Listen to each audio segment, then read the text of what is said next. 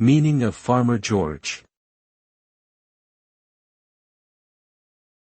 Farmer George.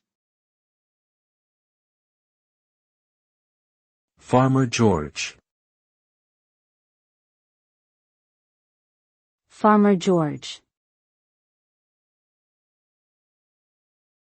Farmer George.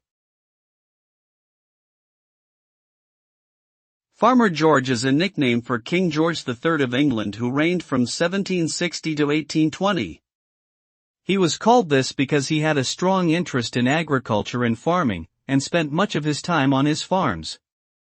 King George III was known for being a good farmer, and he encouraged others to adopt modern agricultural practices. His reign was also marked by important historical events, including the American Revolution and the Napoleonic Wars. Despite his accomplishments as a farmer, he is primarily remembered for his role in British history during a tumultuous time.